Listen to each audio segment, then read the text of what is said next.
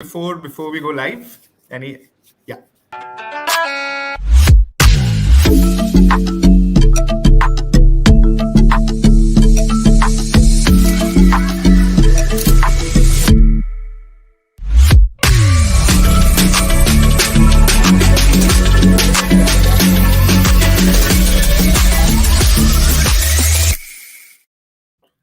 A very warm welcome, everyone. I, Dr. Nishant Sharma, Senior Manager, on behalf of Voice of Healthcare, thank you all for joining us today. Welcome to our new series of broadcasts, Emerging Trends in Medical Tourism. In this series, we aim to pick brains of some of the finest industry leaders we have in the medical tourism segment. We will discuss about the need for medical value travel, its scope of expansion, and also shed some light on the upcoming and the latest trends that we are seeing in this ever-evolving healthcare space. Some facts and figures: the Indian medical tourism industry to this date is around 6 billion USD and is forecasted to grow by 11% CAGR. With this series, we aim to answer some of the most sought after questions that we have in the MVT space, what emerging technological trends we are seeing, and how is it becoming an essential part of the Indian healthcare market. With this, I'd like to welcome our guest speaker, Mr. Pankaj Chandna, who is co-founder at 𝗦𝗢𝗢𝗡𝗚, one of the India's leading medical tourism companies. Good evening, Mr. Pankaj. I welcome you. Please have a few Thank you, words Dr. of yourself. Nishant. Thank you, Yes. Dr. Nishant. Thank you for this opportunity. And I'm happy to be here on this platform, and I wish you and the Voice of Healthcare all the very best for this series. So a quick introduction. So my name is Pankaj Chandna. I am co-founder for Vedam Health, and we are a 7.5-year-old, one of the largest medical travel platform, not just in India, worldwide, I should say. As we move along, I will tell you that how at Vedam we not only handle or receive patients in India, but about 8 different destinations in the world. Sitting here in Gurgaon, New Delhi, India, we have been able to send patients to Germany and Thailand and Malaysia and Turkey and some of these destinations as well. I think it's all about the patient expertise and the caring that you guys have been showing, which is really empathetic. So I think we can start the questions for the day. I hope you're ready. The questions, for the discussion. Yes, So to yes, start with, I'm ready.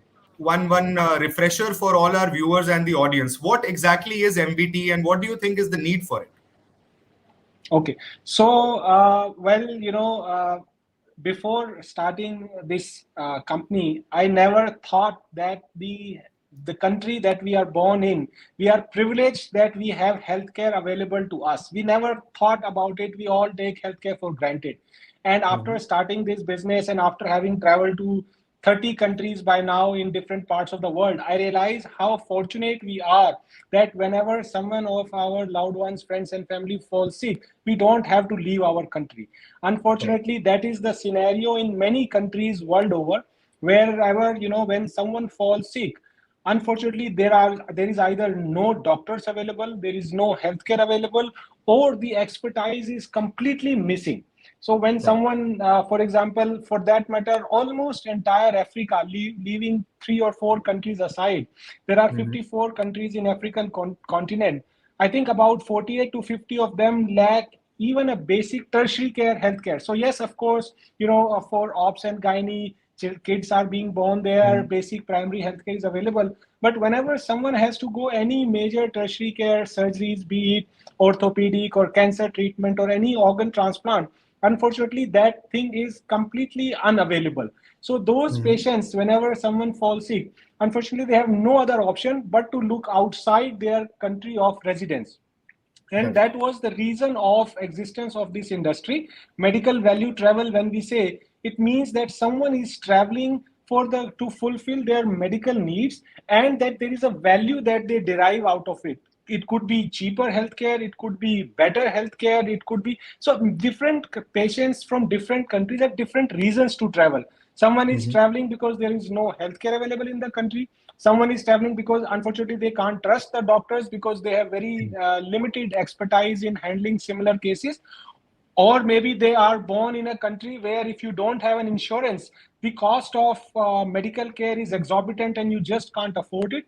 Or there could be another scenario where you have healthcare, you have good doctors, and because it's government state sponsored, it's free of cost. So there are long queues to access that healthcare. Right. And if someone does not want to wait, so they decide to spend the money out of pocket, and those are the main drivers while someone decides to travel. And those are the needs that we fulfill at Vedam for patients who are looking for treatment outside their country of residence. Right. I think the crux of all of this is making healthcare more accessible to that part of the world where tertiary care, or let's say primary or secondary care, is not on the brim of what they really require. Yes, sir. So So about yeah. 80% of the patients, as you rightly said, about 80% of the patients who come, especially to country like India, are coming because of the unavailability or lack of quality healthcare. There are only about 20% who travel from leading countries like USA, Canada, Australia, New Zealand, or Europe. Although the Mhm. healthcare was available, but they have different reasons to travel. But yes, what you said, 80% are traveling for basic accessibility of healthcare. Yes, and I think more value is added for those patients where the countries are not really having the top level of healthcare. I mean, for the rest of the patients traveling from first world countries to other countries is majorly for cost benefit analysis that they are trying to portray. I Correct. see, sir. Yes, sir. So moving on to the next question. What are the most trusted global destinations for medical travelers, apart from India and including India as well? Okay, so there are mainly three major world players in this industry, Hmm. and that goes by Thailand, Turkey, and India. Those three are global players, and they get patients from more than 100 countries each. I Patients see. travel from more than 100 countries to one of these three destinations for treatment. And then there is a next line of layer, which is Singapore, then there is South Korea, there is Malaysia. If we go east, there is Israel. People from or patients from United States even travel to Mhm. Mexico. So in total, there are about 15 to 18 places where patients travel for medical needs. But as I said, there Mhm. are top three where when someone receives patients from more than 100 countries, and thankfully India features in one of those three. Right. Any particular reason that India and along with Thailand and Turkey are leading this medical hotspots, the global hotspots? Any particular reason? So I think I can tell for each of these. So well, let's talk about India first. So India, Mhm. the main region of patients coming is very affordable medical care. And if you notice that most of our patients who travel to India are our neighbors. It could be Bangladesh or Iraq, or before Taliban, it was Afghanistan. And then the next wave of patients travel from Africa or Middle Eastern countries. So most of Mhm. these patients travel because, unfortunately, they are sick, the healthcare is not available, and they cannot afford medical treatment in any of the other major destinations. That does not mean that our healthcare is just a cheap, and there is no quality in it. Thankfully, we fulfill both the criteria. We offer amazingly top quality, which you can easily compare with any developed first nation world at a Mhm. very affordable cost. So it's a double benefit for any of the patients who are coming to India, that they get top quality at a very reasonable cost. In fact, so much so sometimes patients can't even believe that a treatment is available at such a price unless they come and see for themselves. Right. Right. I see. And moving on to the next two players that you mentioned, Turkey and Thailand. I have also been reading about it. Turkey is emerging as one of the finest destinations now. Has Yeah. improved its healthcare. And so, do you think the embassies do happen to have a lot of role to play in making a medical tourism hotspot for medical travelers? Do you feel so?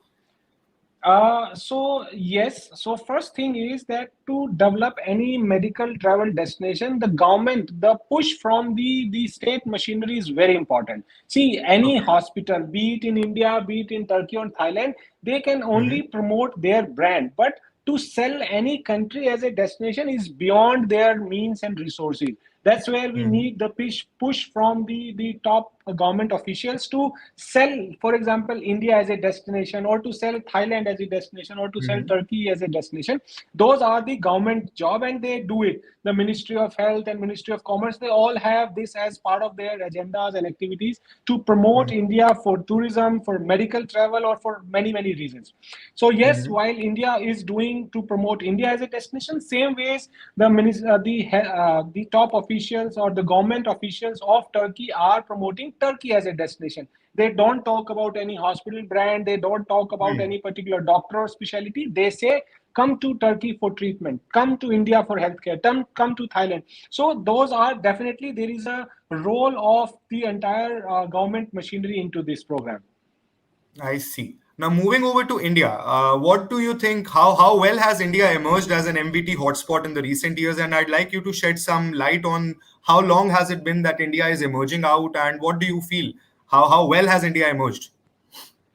Well, so as I said, thankfully, we are already among the top three players when it comes to medical travel. Let me give you some perspective in the type of treatments for which patients come to India, which is very, Hmm. very different when it comes to Turkey. So, Turkey gets almost 50 to 70% of their audience who are coming for cosmetics and healthcare. I mean, basic cosmetics and aesthetics procedures.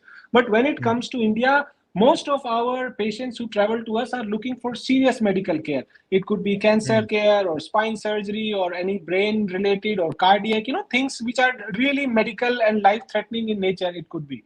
But when it Hmm. comes to Turkey, their main audience is traveling from Europe, Eastern Europe countries, and Turkic nations, CIS, the Russian speaking part of the world.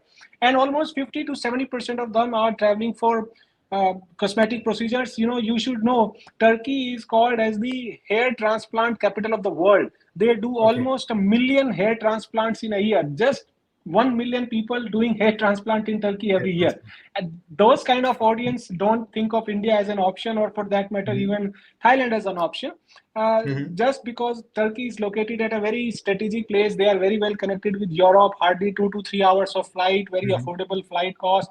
Same, they are the connectivity on the Russian speaking CIS countries and the Northern Africa as well. Right. So I think elective and non-elective surgeries is what you have kind of mentioned, that why people choose Turkey and why people have been choosing India is what I see. So when we talk about more elective and more serious surgeries, do you think India is one of the top priorities for them in terms of quality as well as the amount of money that they will be spending? That's true. So again, we have to look at which country people travel where. So for example, Hmm. when someone in, for example, Myanmar falls sick, the Hmm. first name that they have in their mind is Thailand, right? But for Okay. that matter, when someone in Uzbekistan or when someone in Iraq falls sick, probably India is the first name that comes to their mind. So yes, India definitely offers affordable and quality medical care, but it also depends on which source market are we talking. So Right. there are some countries where people travel to different places from one country. Like a very good example is Bangladesh. Okay. Bangladeshi travel to Thailand in huge numbers, and they travel to Hmm. India also in huge numbers. Then, we take an example of an African country, Ethiopia, where patients travel to Thailand and Turkey and even India. So the patients from those countries, they know all the three major destinations. So that's Hmm. how, Thailand is equally well known for even elective or, so to say, life-threatening medical conditions. Where Thailand is Hmm. not just a cosmetic, procedures country. So they do Hmm. offer very good quality medical care, just that they are expensive sometimes at almost the double the cost what India can offer. Right. So talking about India, getting into more depth, what do you think are the cities in India that are the most emerging hotspots, most sought after for the travelers out to India? Okay, so I will give you some perspective on that. There are mostly six cities where almost I would say 80 to 90% of the medical tourism or medical travelers would go to.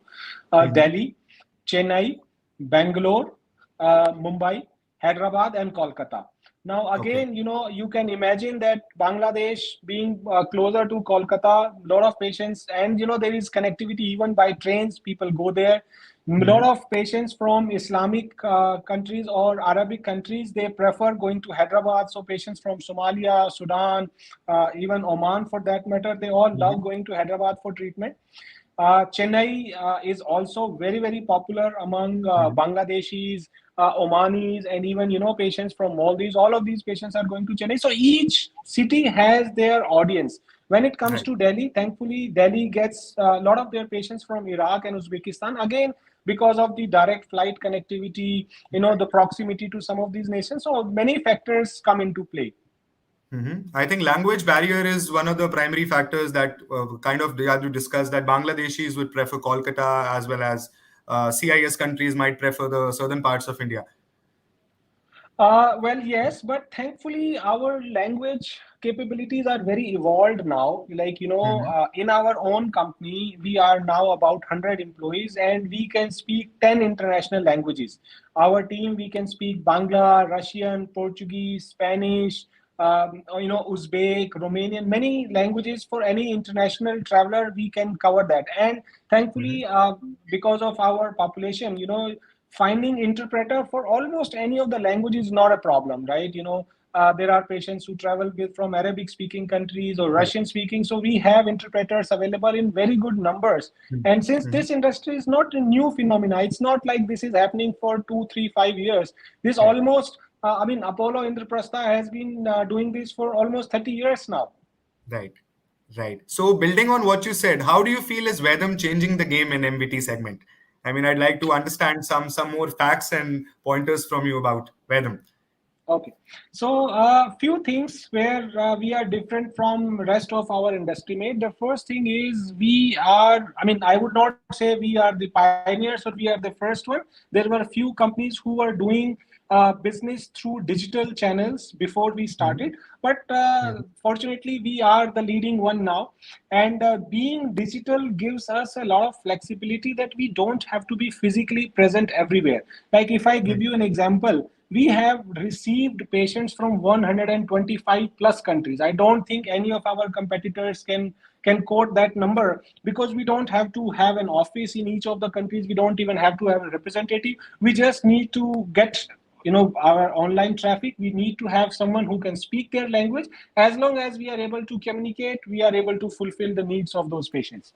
So that's number one, where being digital and our presence or our reach has given us, we have handled patients from all the 6 continents: North America, South America, Europe, Africa, Asia, Australia. I mean, I don't think we have received anyone from Antarctica or could be receiving anytime soon, but Right. we have covered almost the rest of the world. Hmm. So I think it's about the digital presence. It's about the connectivity that you build, which doesn't necessarily require any. So building on this, I mean, this would be one of my last questions here. What do you think are the emerging changes in technology that is going to bring the increasing scope of MBT, not just in India, but for the MBT segment all globally? What do you think are the emerging technological trends? To start with, I can give you like telemedicine has improved a lot after COVID, as we have seen. So I'd like for you to shed some light on telemedicine as well as the other technological emerging trends that you feel are changing the game.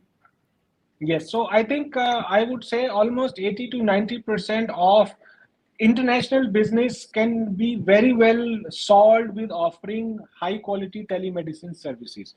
Okay. Sometimes even bringing a doctor in front of the patient, like how you and I are communicating over a video call, Right. even this much gives a huge confidence to the patient that I have spoken to the doctor, he understood me, I understood what he wants to do, I understand the risk, I understand my post surgery life.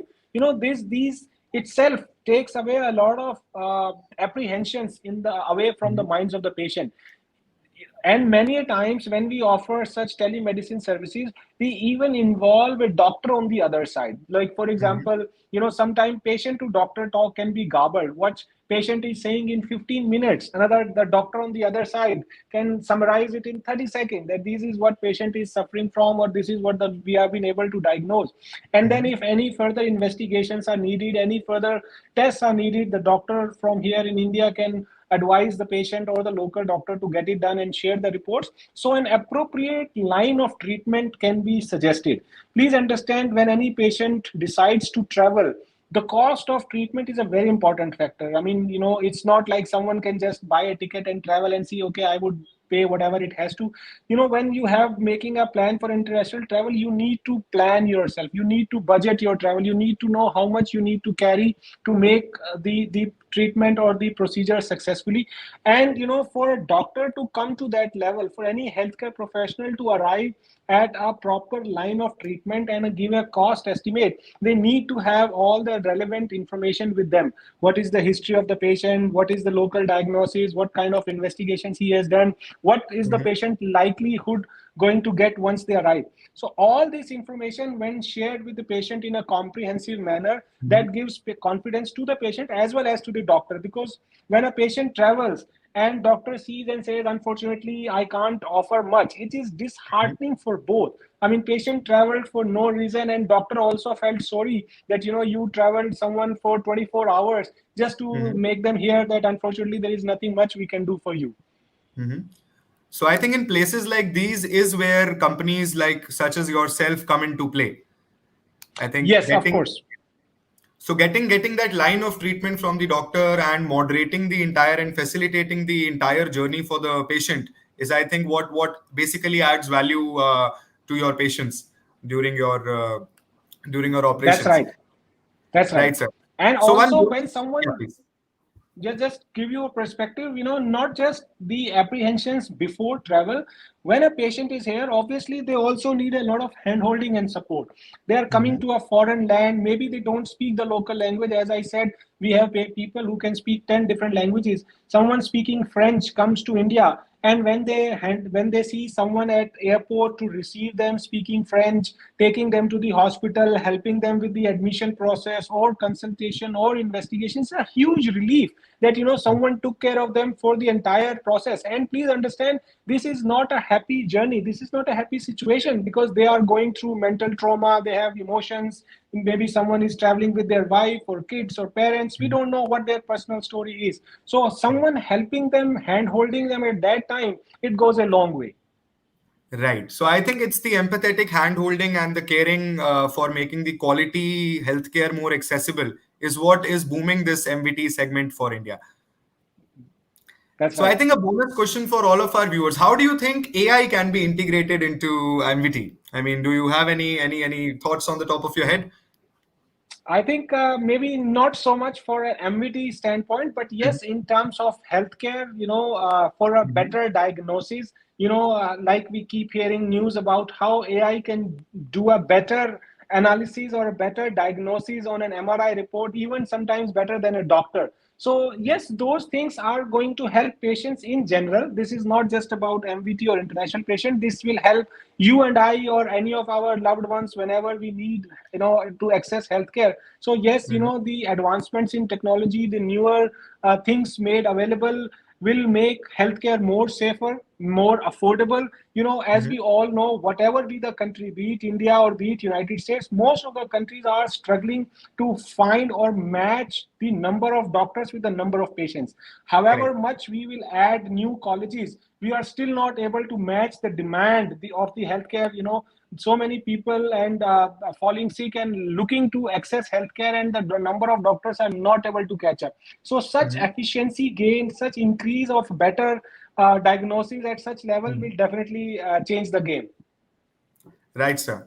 Lovely picking your brain, obviously. So with this, I'd like to end our Q&A session. I'd firstly like to thank you, Mr. Pankaj. Thank you for sparing your precious time, speaking with us on this hot and very fresh topic, keeping our audience engaged. Secondly, I'd like to thank all our viewers for watching this and engaging with Voice of Healthcare.